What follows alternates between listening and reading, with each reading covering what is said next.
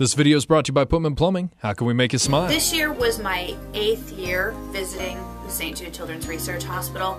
I did my first radiothon in 2001, and the first time I got to visit the hospital was 2004. So back then, before my first visit, I was really nervous about going, because you think you're going to this hospital where they're treating sick and dying children, and who wants to see that? And I was relieved that that is what you see when you go there. And obviously they are treating sick and dying children, and there is some sadness at the hospital, but you don't feel it when you walk in.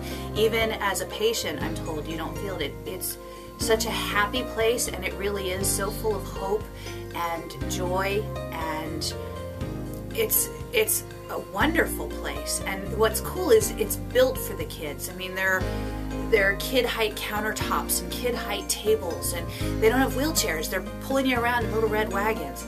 So now I look forward to going to visit the hospital every year, and now every time I go, I see your money at work. I see what they have been doing with that money. The campus expands, or they've come up with a new cure, the cure rate has increased, and I get to see something new every time I go, so I'm always excited to go and visit the hospital. I think every year there is a different child in mind for me when we're doing our St. Jude Radiothon.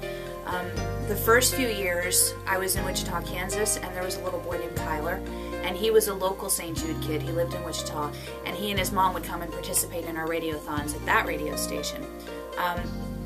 The funny thing is, the first year that I went to visit St. Jude, Kyler's mom stood up to speak in front of everybody.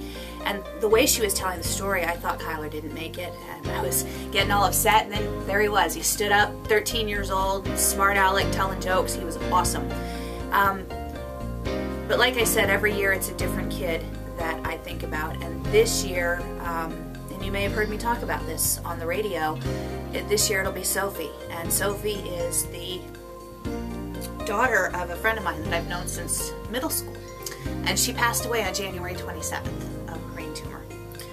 It was just 2 weeks before her 9th birthday. So this year, everything I do for St. Jude, I'm doing it for Sophie.